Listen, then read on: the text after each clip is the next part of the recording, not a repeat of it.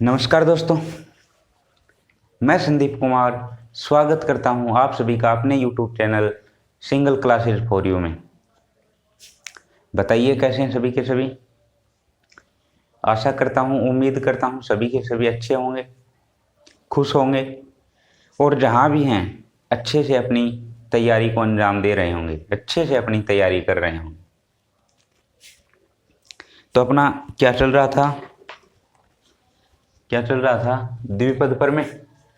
द्विपद प्रमेय की 4 क्लास हो गई है अपनी। कितनी क्लास हो गई? 4 नंबर 5 की जो क्लास है, आज इसको कंप्लीट कर देंगे। शायद द्विपद प्रमेय को कंप्लीट कर देंगे आज। ठीक है,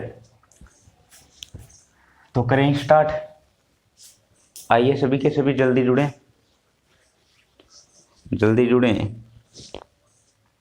अपने दोस्तों में शेयर कर दीजिए इसको। एक बार क्या कर दीजिए, शेयर कर दीजिए, जिससे सभी के सभी जुड़ सकें। कीजिए, शेयर कीजिए। क्लास स्टार्ट होने से पहले सभी के सभी एक लाइक के आइकन को दबाइए।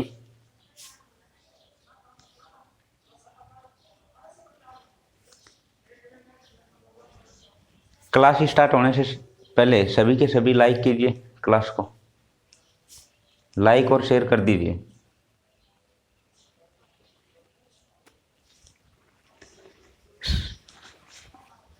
तो चलो करें स्टार्ट।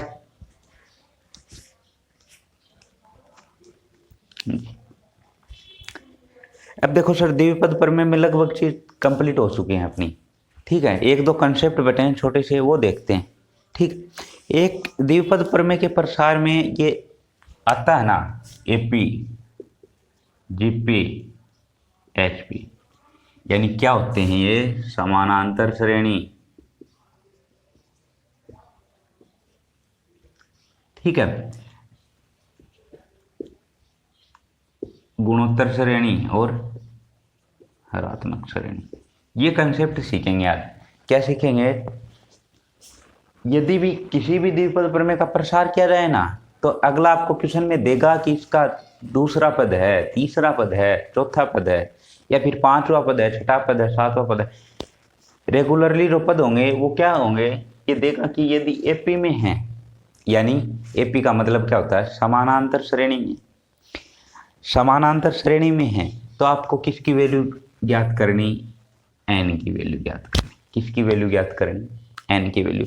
क्या कहेगा अगला एग्जामिनर? क्या कह सकता है आपको कि कोई भी द्विपद प्रमेय का प्रसार किया जाए ना, प्रसार किया जाए तो उसमें जो पद आते हैं ना, वो समानांतर श्रेणी में है। समानांतर श्रेणी में तो एन की वैल्यू ज्ञात कीजिए। समानांतर श्रेणी का मतलब कम से कम 3 पद देगा आपको। कितने पद देगा? 3 पद।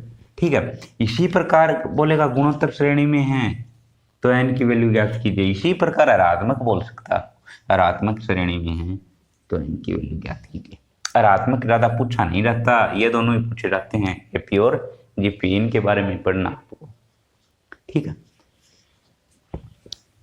बेसिकली समानांतर श्रेणी की कंडीशन होती क्या है वो देखेंगे। समानांतर श्रेणी की कंडीशन होती क्या है? सबसे पहले तो जैसे मैंने आपसे कहा कि ए बी सी 3 पद क्या हैं? 3 पद। तीनों के तीनों किसमें हैं? एपी में हैं। तीनों के तीनों किसमें हैं? एपी में। तो एपी की डायरेक्ट कंडीशन क्या होती थी? 2b equal to A plus C. क्या कंडीशन होती थी? 2b equal to A plus C. ठीक है, तो ये क्या थी? एपी की डायरेक्ट कंडीशन थी। यहाँ जो कंसेप्ट आपको सीखना है वो क्या सीखना है? कंसेप्ट क्या है? अब देखो, कंसेप्ट है एपी कंसेप्ट, यानी समानांतर श्रेणी कंसेप्ट।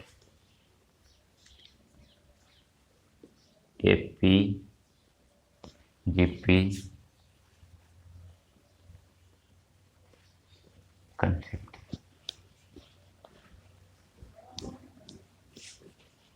ठीक है, अब एपी जीपी कंसेप्ट क्या है वो देखेंगे। क्या था? प्रसार किसका करोगे आप? जैसे 1 प्लस एक्स, 1 प्लस एक्स की होल पावर एन के प्रसार में, के प्रसार में आरवां पद आर प्लस वनवां पद और आर प्लस टूवें पद के कोफिशिएंट यानी गुणांक एपी का मतलब क्या होता है? समानांतर श्रेणी में है तो n की वैल्यू क्या है? 1 प्लस एक्स की whole power n, 1 plus x की होल पावर n के एक्सटेंशन में इसके प्रसार में आरवां पद आर प्लस वनवां पद आर प्लस टूवां पद के कोफिशिएंट यानी गुणांक यदि एपी में है, एपी का मतलब समानांतर श्रेणी तो n की वैल्यू बेसिकली होता क्या है देखो, अगर इसका कोफिशिएंट सेम है तो यानी r प्लस 1 का कोफिशिएंट, ठीक है, यानी 2 इंटू आर प्लस 1 का कोफिशिएंट इक्वल टू किसके बराबर होगा? आरवे coefficient plus R plus 2 coefficient के योग के बराबर होगा। लेकिन आपको ऐसा नहीं करना है, आपको डायरेक्टली n की वैल्यू ज्ञात करनी है। किस प्रकार ज्ञात करनी है? एक छोटा सा फॉर्मूला होता है, क्या होता है? n square minus n into n square minus n into 4r plus 1 plus 4r square minus 2 equal to 0। n की वैल्यू किस प्रकार ज्ञात करेंगे? इस फॉर्मूले में मान रखोगे, आप क्या करोगे? इस फॉर्मूले में मान रखोगे तो आपके पास एक द्विघात समीकरण आएगी। द्विघात समीकरण को सरल करने के बहुत से तरीके आपको पता है, बचपन से पढ़ते आ रहे हो। कोई गुणनखंड विधि, कोई पक्षांतरण विधि, कुछ आपने सब कुछ पढ़ा है, ठीक है। तो ये क्या है? एक द्विघात समीकरण बनेगी। यहाँ द्विघात समीकरण को आप बचपन से पढ़ते आ रहे हो, आसानी से हल कर सकते हो, ठीक है। जिससे किसकी वैल्यू आ जाएगी आपके पास? n की वैल्यू आ जाएगी। किसकी वैल्यू आ जाएगी? n की वैल्यू, यानी n square minus n into 4r plus 1 plus 4r square minus 2 equal to 0। क्या है? n square minus n into 4r plus 1 plus 4r square minus 2 equal to 0। इसका मतलब इसमें क्या होंगे? r की वैल्यू रखोगे ना, r की वैल्यू क्या होती है? देखो ये चीज ध्यान में रखना। आप क्या ध्यान में रखोगे? r की वैल्यू क्या होती है? r की वैल्यू जो फर्स्ट टर्म होता है ना, वही r की वैल्यू होती है। किसकी वैल्यू होती है? r की वैल्यू। यानी ये पद दे रखे हैं, जैसे दे दिया 5वां 6वां और 7वां पद है, तो इसमें r की वैल्यू क्या है? 5 है। आ गई बात समझ में? ठीक है। यदि r की वैल्यू इसमें रखोगे तो आपके पास n की वैल्यू आ जाएंगी। n की 2 वैल्यू आएंगी, क्योंकि द्विघात समीकरण से 2 वैल्यू आएंगी। फिर आपको ऑप्शन देखने, ऑप्शन में क्या दे रखा है वो करना, ठीक है। जैसे क्वेश्चन लेते हैं, इसके ऊपर आधारित एक क्वेश्चन करके देखते हैं, जिससे आपका कंसेप्ट क्लियर हो, आपको आसानी से समझ में आए। देखो भाई साहब, पढ़े लिखे इंसान हो, क्वेश्चन देखो।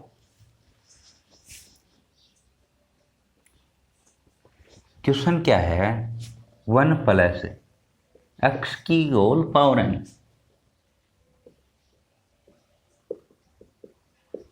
के प्रसार में 5वां 6वां 7वां पद के गुणांक समान है। क्या है? 1 प्लस एक्स की होल पावर n के एक्सटेंशन में 5th 6th और 7th जो टर्म है उनके कोफिशिएंट इक्वल हैं। कोफिशिएंट क्या है? इक्वल हैं, ठीक है। इक्वल नहीं है, एपी में है। क्या है? अपने तो समानता श्रेणी पढ़ रहे हैं, ये समान वाला कंसेप्ट तो पढ़ ही लिया। किसमें है? एपी में, ठीक है। एपी में समानांतर श्रेणी में, तो n की वैल्यू क्या होगी? ऑप्शन है इसके 15 और 16।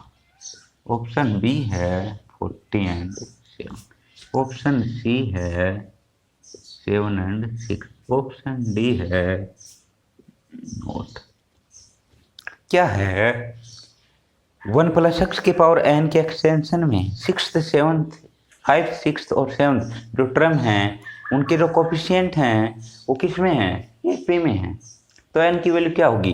देखो भाई साहब, पढ़े लिखे इंसान हो, क्या करना है, आर की वैल्यू तो यहाँ पे क्या हो गई, अब आर की वैल्यू क्या हो गई, आर की वैल्यू 5 होगी। बेसिकली होता क्या है, आर की वैल्यू क्या लेनी है आपको, आर की वैल्यू पहला पद है ना वही लेना, ठीक है 5 होगा, ठीक है।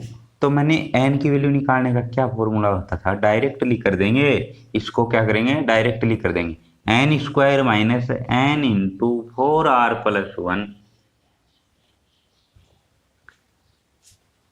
प्लस में 4r square minus 2 equal to 0। ये इसको क्या करना, सरल करने का तरीका है, सरल करने का तरीका। एन की वैल्यू अपने को निकालनी है, माइनस एन इंटू 4r, मैं डायरेक्टली मल्टीप्लाई करके लिखूंगा 4r, r का मतलब क्या है 5 है, तो 4r का मतलब क्या हो गया 20 प्लस 1 है, इसका मतलब इसको 21 लिख सकते हैं, क्या लिख सकते हैं 21 प्लस, अब देखो 4 की स्क्वायर 5 की स्क्वायर 25, अरे मानते हो कि नहीं मानते हो, 5 की स्क्वायर 25 को 4 से मल्टीप्लाई करेंगे तो 100 माइनस का 2 इक्वल टू 0, अरे बोलो, ठीक है। देखो n square minus 21 n minus 98 plus 98 आएगा, प्लस 98 इक्वल टू 0। अब द्विघात समीकरण आ गई, बचपन से पढ़ते आ रहे हो द्विघात समीकरण, ठीक है। अब इसको सरल करने के तरीके क्या हो सकते हैं आपके पास, देखो इसके इस प्रकार के फैक्टर करने हैं, इसके कि मल्टीप्लाई करें तब तो प्लस के 98 आए और ऐड करें ना तो माइनस के 20 बनाए, इसका मतलब इसके दो को होंगे, क्या होंगे तो 40 और 7, 14 साथी 98, लेकिन माइनस क्या होंगे 14 साथी 98। आ गई बात समझ में। तो एन की कितनी वैल्यू आएंगी, एन की दो वैल्यू आएंगी, एक तो 14 आएगा, एक 7 आएगा। तो कौन सा ऑप्शन सही हो गया आपका, आपका ऑप्शन ये सही हो गया, ऑप्शन बी, ऑप्शन बी। कौन सा ऑप्शन सही हो गया आपका, ऑप्शन बी। आ गई बात समझ में यहाँ तक, ठीक है। देखो भाई साहब करना क्या था, करना ये था कि 1 प्लस एक्स की होल पावर एन की एक्सटेंशन में 5th टर्म है, 6th टर्म और 7th टर्म के जो गुणांक है ना, कोफिशिएंट है ना, किसमें है एपी में, कोफिशिएंट किसमें है एपी में। तो एन की वैल्यू क्या होगी, एन की वैल्यू ऑफ एन, एन की वैल्यू क्या होगी। ऑप्शन दे रखे थे आपको 15 एंड 16, 40 एंड 7, 7 एंड 6, नोट एंड नन ऑफ दीज, इसमें कोई नहीं आएगा, ठीक है। तो देखो करने का तरीका क्या था इसका, एक तरीका तो ये था जो मैंने आपको बताया दिया, ये क्या है ट्रिक है, एक तरीका तो ये था, ठीक है। क्या है तरीका, n square minus n into 4r plus 1 plus 4r square minus 2 equal to 0, इसमें वैल्यू रखोगे तो किसका मान आ जाएगा, एन का मान।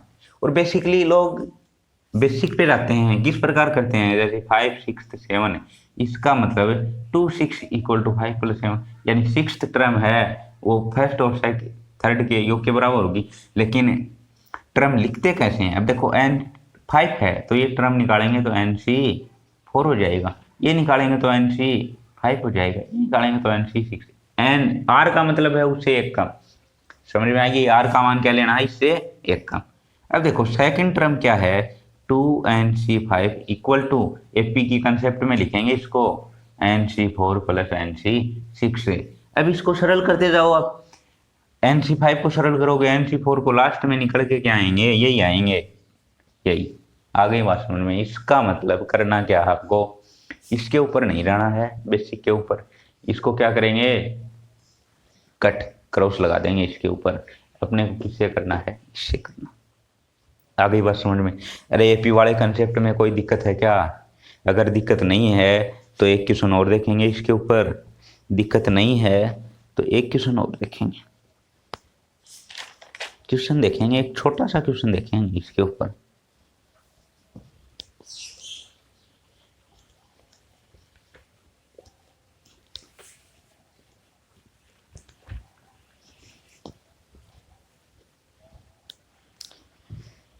क्वेश्चन क्या है, देखो बेसिकली एक क्वेश्चन आता है, बहुत बार पूछा गया है। क्वेश्चन क्या था? क्वेश्चन ये था कि 1 + x की होल पावर n के प्रसार में दूसरे, मैं वैसे लिख देता हूं सीधा, सेकंड, थर्ड और फोर्थ टर्म के गुणांक एपी में है। क्या था क्वेश्चन? क्वेश्चन ये था 1 + x की पावर n के प्रसार में दूसरा, तीसरा और चौथा पद है ना, उसके कोफिशिएंट क्या हैं? एपी में। ठीक है, एपी में है तो n की वैल्यू क्या होगी? n की वैल्यू किस प्रकार ज्ञात करेंगे? आपको अभी अभी बताया, अच्छे तरीके से बताया है। ठीक है, ऑप्शन क्या थे इसके? ऑप्शन 5, 6, 7, 8 थे। ऑप्शन क्या थे? ऑप्शन 1 था 5, ऑप्शन बी था 6, ऑप्शन सी था 7, ऑप्शन डी था 8। ठीक है, अब ये भी आपको बताया गया हूं मैं कि क्या फॉर्मूला होता है, n² - n × 4r+1 + 4r² -2 = 0। अब देखो भाई साहब, n² - n 4r+1, basically 4r की वैल्यू क्या लेते हैं? r की वैल्यू पहला पद होता है, तो 4r यानी 8 + 1 कितना हो गया? ये मैं डायरेक्टली लिख रहा हूं इसको 9। आ गई बात समझ में? डायरेक्टली क्या लिख दिया मैंने? 9 लिख दिया, प्लस 4, 2 2 जा 4, 4 4 को करेंगे 60 -2 = 0। n² - 9n + के 40 = 0। अब इसके फैक्टर करने, ठीक है, तो माइनस का 7n, माइनस का 2n, ऐड करोगे तो 2, ठीक है, और फैक्टर करोगे तो 14। इसका मतलब या तो 7 हो सकता है या 2 हो सकता है। अब देखो इसमें 2 तो है नहीं, इसका मतलब इसको क्या कर देंगे? कट कर देंगे एक बार। 7 है तो कौन सा ऑप्शन सही हो गया आपका? ऑप्शन है सी, ऑप्शन सी। है तो दोनों ही है, n के मान हैं तो दोनों ही, लेकिन ये ऑप्शन में नहीं है तो इसको क्यों लेंगे? इसको लेंगे 7 7, यानी ऑप्शन सी। कौन सा ऑप्शन सी हो गया आपका? Option C. ये आपका करने का तरीका था। क्या था? यदि क्वेश्चन आ जाए कि इसके जो गुणांक हैं, यदि गुणांक एपी में हैं, तो आगे की प्रोसेस क्या होगी इसको करने की? वो किस प्रकार करेंगे? आगे बात समझ में? ठीक है, बिल्कुल प्यारा कंसेप्ट है, बिल्कुल। देखो इसकी अगर प्रैक्टिस करोगे ना तो ये अपने आप दिमाग में, प्रैक्टिस करने से आपको क्वेश्चन जब आएगा ना पेपर में, एग्जामिनर आपको एक क्वेश्चन देगा, उस टाइम पे पेपर में आएगा, तो आपके दिमाग में इसको करने के बहुत से तरीके आएंगे, लेकिन आपको तरीका वो चूज करना है जो आसान हो, आसान लेवल का हो। कौन सा तरीका चूज करना है? जो आसान हो, आसान लेवल का, वो तरीका चूज करना जिसको कम से कम समय लगे, कम से कम, यानी टाइम है उसकी क्या हो? बचत हो। अरे साहब, ये जो कंपटीशन वाली रणभूमि है ना, इसमें अच्छे से अच्छा अस्त्र काम में लेना, क्या करना है? अच्छे से अच्छा अस्त्र काम में लेना है। क्या है अस्त्र? ये ट्रिक है। ट्रिक का मतलब क्या है कि ट्रिक वो है जो क्वेश्चन को आसानी से हल कर दे और कम से कम समय में हल कर दे। यानी इस रणभूमि में उतरने वाले हो आप, तो अपने तर्कश में अच्छे से अच्छे तीर रखो। अच्छे से अच्छे तीरों का मतलब क्या है? अच्छी से अच्छी ट्रिक रखो, ठीक है। ऐसी ट्रिक रखो जो क्वेश्चन को देखते ही, कुछ क्वेश्चन तो ऐसे आएंगे जिसमें आपको पेन चलाने की आवश्यकता नहीं होगी, डायरेक्टली देखते ही क्वेश्चन को बना दोगे आप, देखते ही क्वेश्चन को उड़ा दोगे। समझ में आ गई बात? क्वेश्चन ऐसे आएंगे, क्वेश्चन ऐसे आएंगे कि उनको करने के लिए आपको पेन उठाने की जरूरत नहीं पड़ेगी। क्या नहीं पड़ेगी? पेन उठाने की आवश्यकता नहीं होगी आपको, डायरेक्टली देखते ही क्वेश्चन को उठा दोगे, ठीक है। क्वेश्चन हाई लेवल के होते हैं वो तो सभी के लिए वैसे ही होंगे, लेकिन बेसिकली जो सरल क्वेश्चन होते हैं ना उसको प्रत्येक बच्चा करेगा, लेकिन जो अच्छे लेवल के क्वेश्चन होते हैं उनको कौन सा बच्चा करेगा? उनको वो बच्चा करेगा जो अपने तर्कश में भारी अस्त्र शस्त्र लिए डोल रहा है। कौन सा बच्चा करेगा? जो अपने तर्कश में भारी अस्त्र और शस्त्र लेकर के डोल रहा। आ गई बात समझ में?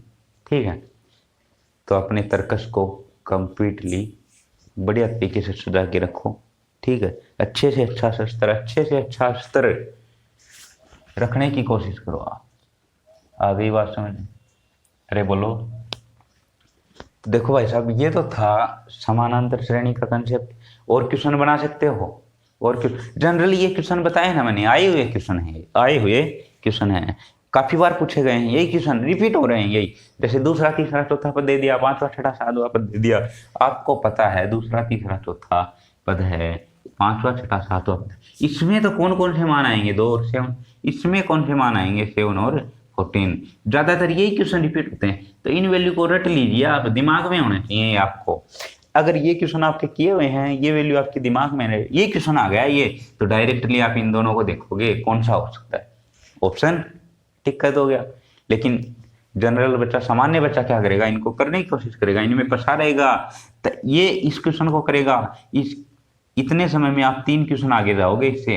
कितने क्वेश्चन? 3 क्वेश्चन। ठीक है, तो करना क्या आपको, करके देखना इनको। जनरली आए हुए क्वेश्चन है, दोनों आपको बता दिए गए हैं।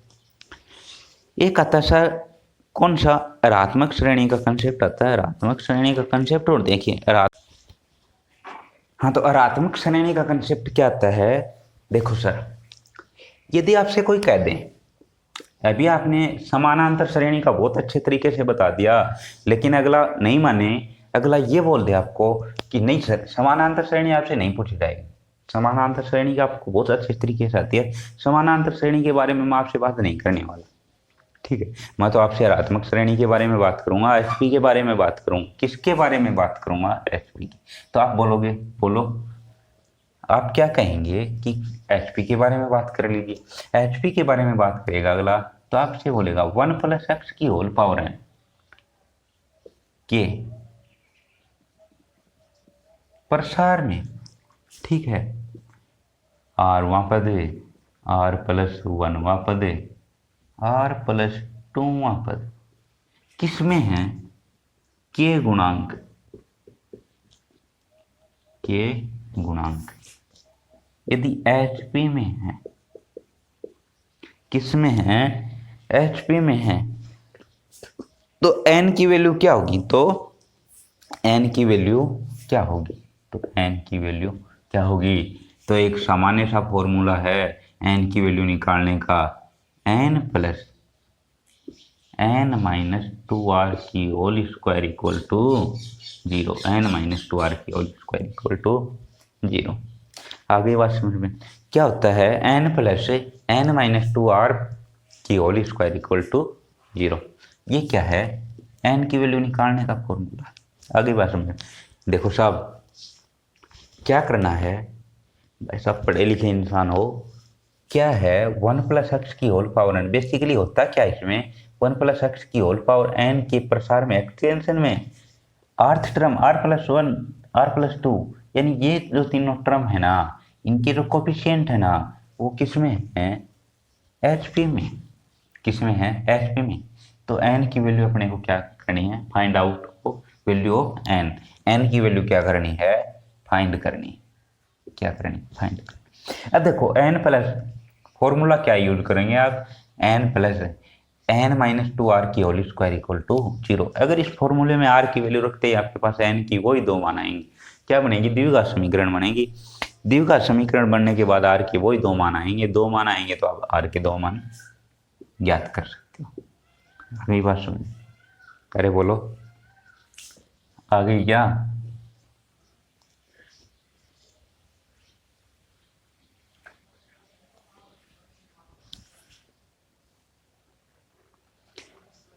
क्वेश्चन देखें क्या इसका? क्वेश्चन देखें इसका एक। क्वेश्चन देखते हैं, चलो क्वेश्चन बनाते हैं इसका। क्वेश्चन आया हुआ तो नहीं है इसका, लेकिन बनाते हैं फिर भी। 1 + x के पावर n के प्रसार में दूसरा, तीसरा और चौथा पद के जो कोफिशिएंट है ना, गुणांक हैं HP में, find out value of n, यानी एन की वैल्यू क्या होगी। ठीक है, अब देखो यहाँ पे आपको सीधा सीधा दिखाई दे रहा, मैंने आपको बहुत बार बता दिया कि आर की वैल्यू क्या लेंगे, जो पहला पद है ना वो आर की वैल्यू होगी। आर की वैल्यू तो क्या होगी यहाँ पे 2। अब आपको एन की वैल्यू निकालने का फॉर्मूला बता दिया, क्या बता दिया, n plus n minus 2 r की होल स्क्वायर इक्वल टू 0। अब देखो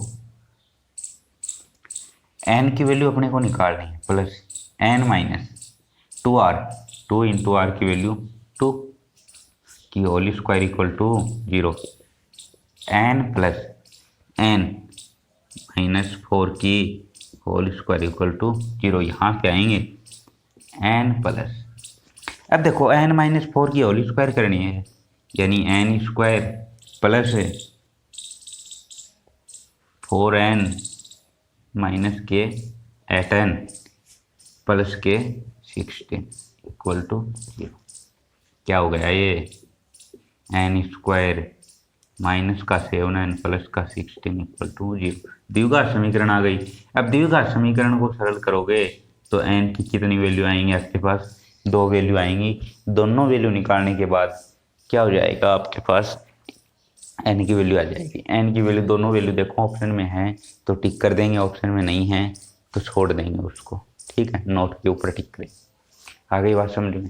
ये तो थी साहब एपीजीपी वाला कंसेप्ट, उम्मीद करता हूँ अब आप एपी और जीपी के ऊपर आधारित कोई भी क्वेश्चन है उसको बना पाएंगे, बहुत ही अच्छे तरीके से बना पाएंगे, क्योंकि इतने अच्छे तरीके से बता दिया गया है आपको कि गलती होने की कोई गुंजाइश नहीं रह गई। अब गलती होने की कोई गुंजाइश नहीं रहेगी, आप इसके क्वेश्चन आसानी से बना पाओगे, बहुत ही अच्छे तरीके से बना पाओगे। ठीक है, इसके बाद में क्या होता है, जनरली क्वेश्चन आते हैं कि सीक्वेंस दे रखी है आपको, सीक्वेंस का मान ज्ञात करना है, यानी ऐड का निशान है तो ऐड करना है, माइनस का निशान है तो माइनस करना है। किस प्रकार के क्वेश्चन आते हैं मैं आपको बताने की कोशिश करूंगा। अब देखो क्वेश्चन किस प्रकार के आते हैं, जैसे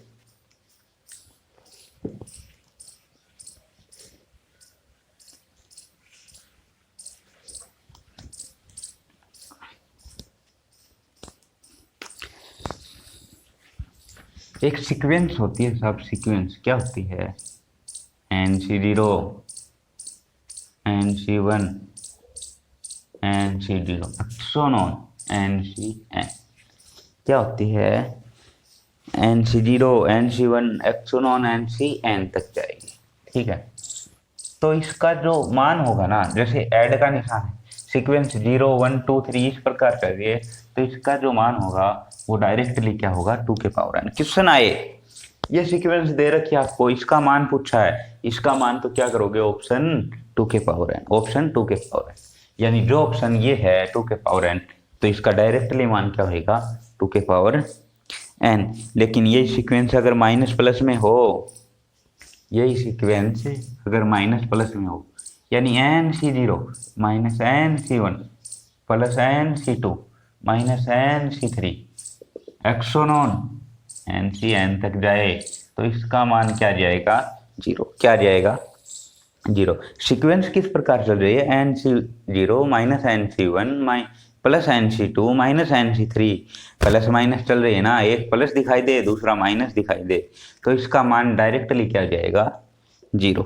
ठीक है, यदि एक छोड़ के एक आ रही है सीक्वेंस, एक छोड़ के एक आ रही है, किस प्रकार आ रही है सीक्वेंस, सीक्वेंस ये आ रही है NC0 plus NC2 plus NC4 एक्सोनोन NCN तक जा रही है तो इसका मान क्या करोगे 2 के पावर n तो होता है, लेकिन क्या करेंगे इसमें एक कम कर देंगे n माइनस वन।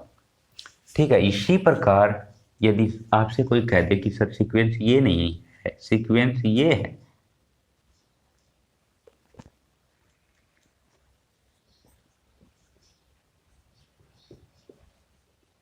सीक्वेंस ये है, तो इसका मान क्या होगा, सीक्वेंस ये है तो इसका मान, भाई साहब भ्रमित करने की कोशिश कर रहा है, कुछ नहीं करना है, एक छोड़ के एक आ रहा है ना, तो सीक्वेंस का मान वही होगा जो यहाँ पे है। आ गई बात समझ में। तो इस प्रकार के कोई भी क्वेश्चन आपको मिले, जैसे क्वेश्चन में आ गया NC0 plus NC2 plus NCN एक्सोनॉन की वैल्यू क्या होगी, NCN तक जा रहा, तो डायरेक्ट ऑप्शन क्या देखोगे आप, ऑप्शन देखोगे 2n-1 दिखाई दे रहा क्या, तो इसका मान क्या होगा 2n-1। आ गई बात समझ में। देखो क्वेश्चन किस प्रकार आते हैं इसके, अभी देखो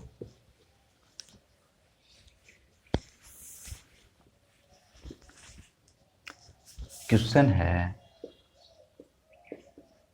10C0 plus 10C1 plus 10C2 एक्सोनॉन 10C10 की वैल्यू क्या होगी, 10C10 की वैल्यू क्या होगी, ऑप्शन ए 2 के पावर 9, ऑप्शन बी 2 के पावर 10, ऑप्शन सी 2 के पावर 11, ऑप्शन डी 2 के पावर 12। अब देखो 0 1 2 3 इस प्रकार चल रहा ना, तो इसका मान क्या आएगा 2 के पावर n, यानी 2 के पावर n की वैल्यू क्या है 10, 2 के पावर 10। कौन सा ऑप्शन सही हो गया आपका, ऑप्शन बी। कौन सा ऑप्शन सही हो गया, ऑप्शन बी। आ गई बात समझ में। अरे करना कुछ नहीं है, देखो कलाकारों n की वैल्यू 10 दिखाई दे रही है, तो n की जगह 10 रखो दो, ठीक है। 10 रखते ही 2 के पावर 10 हो जाएगा, 2 के पावर 10 हो जाएगा, तो डायरेक्टली ऑप्शन में दिखाई दे रहा है 2 के पावर 10, यानी कौन सा ऑप्शन सही हो गया आपका, option B, option B.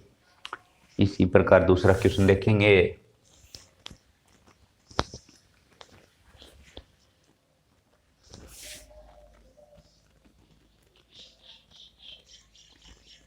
(12SC0 plus 12SC2 एक्सोनॉन 12SCN 12 की वैल्यू क्या होगी, ऑप्शन ए तो था 2 के पावर 11, ऑप्शन बी था 2 के पावर 12, ऑप्शन सी था 2 के पावर 13, ऑप्शन डी था नोट। क्या होगी, एक छोड़ के एक आ रहा है, इसका मतलब है 2 के पावर n-1, 2 के पावर n-1, 12 माइनस 1 यानी 2 के पावर 11। कौन सा ऑप्शन सही हो गया आपका, ऑप्शन ए, ऑप्शन ए। आ गई बात समझ में। इस प्रकार के क्वेश्चन आते हैं, इस प्रकार के क्वेश्चन शायद आप बना पाओगे, उड़ा दोगे 1 मिनट में नहीं, इसको 3 सेकंड में ही उड़ा दोगे आप। देखते ही क्वेश्चन होगा, देखते ही आंखों आंखों में क्वेश्चन होगा, आंखों आंखों में क्वेश्चन होगा। समझ में आ गई बात। अब देखो एक क्वेश्चन था, क्या था क्वेश्चन, क्वेश्चन ये था 8C0 minus 8C1 plus 8C2 minus 8C3 एक्सोनॉन 8C8 की वैल्यू क्या होगी। ऑप्शन ए था 2, ऑप्शन बी था 8C8, ऑप्शन सी था 2 के पावर 8, ऑप्शन डी था 2 के पावर 7, ऑप्शन डी था 2 के पावर 7। क्या होगी वैल्यू, मैंने बताया एक प्लस हो एक माइनस हो तो डायरेक्टली देखने की जरूरत नहीं है, डायरेक्टली क्या हो जाएगा आंसर 0, नहीं ये 0 था, 0 क्या था 0, तो इसका मान डायरेक्टली क्या हो जाएगा 0, डायरेक्टली क्या हो जाएगा 0। आ गई बात समझ में, ये तो आ गई बात समझ में। एपी एचपी वाला कंसेप्ट समझ में आ गया, ठीक है। और ये मैंने डायरेक्टली आपको जो टर्म बताई वो समझ में आ गई, ठीक है। तो इनके ऊपर आधारित क्वेश्चन करके देखना, छोटा सा मैटर और बचा है वो करेंगे कल, ठीक है। और इसके ऊपर आधारित क्वेश्चन भी करेंगे, ठीक है। आपकी बाइनोमियल थ्योरम कंप्लीट हो जाएगी। 2 टॉपिक कंप्लीट हो चुके हैं आपके, एक तो हाइट एंड डिस्टेंस वाला टॉपिक करवा दिया मैंने, और एक ये बाइनोमियल थ्योरम वाला टॉपिक करवा दिया है ना। तो क्या करना आपको, इनके ऊपर आधारित प्रत्येक क्वेश्चन को बना के देखना, इनके ऊपर आधारित प्रत्येक क्वेश्चन को करके देखना। आशा करता हूँ, उम्मीद करता हूँ आप सभी इसके ऊपर आधारित क्वेश्चन बना पाओगे, कर सकोगे, ठीक है। कोई भी दिक्कत आने वाली नहीं है। क्वेश्चन बड़े ही प्यारे लेवल के क्वेश्चन आते हैं, आसान लेवल के क्वेश्चन आते हैं, देखते ही उड़ाओगे आप, देखते ही उड़ाओगे, आंखों आंखों में आंसर होगा आपका, देखते ही करोगे, देखते ही, ठीक है। तो करना क्या है, ये जो ट्रिक है इनको बार बार काम में लेके देखना, काम में लेोगे ना आप तो याद रहेंगे, नहीं काम में लेोगे तो बिल्कुल भी याद नहीं रहेंगे। क्योंकि ये जो बाइनोमियल थ्योरम है ये थोड़ा सा अलग है, हटके टॉपिक है। इसमें जो कंसेप्ट है वो क्लियर नहीं होते ना, तो क्वेश्चन बना नहीं पाते हैं, क्वेश्चन बना नहीं पाते हैं। ये आईडी स्टैंडर्ड वाला चैप्टर था, उसमें तो क्वेश्चन हो जाएंगे, उसमें तो 10th लेवल में पढ़ाओ आपका। वैसे ऐसे नहीं तो उस तरह से जुगाड़ करके आप कर तो दोगे, लेकिन टाइम कंज्यूमिंग है, तो इस प्रकार क्या है, आपको इस प्रकार क्या करना है कि ये जो इसके ट्रिक हैं वो बार बार देखो। हाइट एंड डिस्टेंस में तो कुछ नहीं था, 6 ट्रिक थे, याद हो जाएंगे। 3 बार देखोगे, 3 बार देखते याद हो जाएंगे। इनको अगर 2 या 3 बार कर लिया ना, 2 या 3 बार अगर इनको कर लिया ना, तो भूलने वाले नहीं हो, क्योंकि जितनी बार करोगे उतनी बार क्वेश्चन अपने आप ऑटोमेटिक होंगे, देखते ही आंसर आएगा आपको, फिर इसमें करने के लिए आनंद मिलेगा। आनंद मिलेगा तो आप इसको बार बार करोगे। क्या करोगे? बार बार करोगे। बार बार करोगे तो आपको बिल्कुल कहीं भी दिक्कत नहीं आएगी, क्योंकि मैथ जो है, मैथ क्या मांगती है? प्रैक्टिस मांगती है। ठीक है, आप प्रैक्टिस करोगे ना तो क्वेश्चन आसानी से होंगे, प्रैक्टिस नहीं करोगे तो क्वेश्चन नहीं होंगे, प्रैक्टिस नहीं करोगे तो क्वेश्चन नहीं होंगे। मैथ ऐसा चैप्टर है जिसमें से पूरे नंबर लेके आ सकते हो आप, यानी पूरे में से पूरे नंबर लेके आ सकते हो। ठीक है, तो करना क्या है, जितना कुछ पढ़ा दिया गया है आराम से बैठ के पढ़ो। ठीक है, नहीं समझ में आया तो वीडियो को दोबारा देखो, ऐसी बात नहीं आपको समझ, इतनी आसान भाषा में बता दिया आपको, तब भी अगर समझ में नहीं आएगा तो नहीं आएगा फिर आपकी समझ में। ठीक है, ऐसी कोई चीज़ नहीं बनी जो आपके लिए नहीं बनी हो, आपके समझ में नहीं आए। ठीक है, अगर जो चीज़ आपके समझ में आती नहीं वो बनती नहीं, जाहिर सी बात है। जो चीज़ आपके समझ की नहीं थी, जो चीज़ आपके समझ में नहीं आ सकती थी, तो वो बनती नहीं, बनी क्यों फिर? वो बनी है तो इसका मतलब आपके समझ में आएगी। समझ में आ गई बात? बनी है तो आपके समझ में आएगी। ठीक है, तो समझने की कोशिश करेंगे उसको। एक बार समझ में नहीं आई दोबारा कोशिश करेंगे, दोबारा समझ में नहीं आई तीसरी बार कोशिश करेंगे। ऐसी चीज़ तो है नहीं वो कि समझ में आए नहीं। ठीक है, समझ में आएगी वो, एक बार नहीं तो दूसरी बार आएगी, दूसरी बार नहीं तो तीसरी बार आना पड़ेगा। जाएगी कहाँ? जाएगी कहाँ? अरे पीछा करो इसका, पीछा करने से आएगी, पीछा करने से आएगी। समझ में आ गई बात? कहीं नहीं जाएगी, ये आएगी, है आपकी समझ में आएगी। ठीक है, तो आज के लिए इतना ही, मिलते हैं कल इसी टाइम के ऊपर।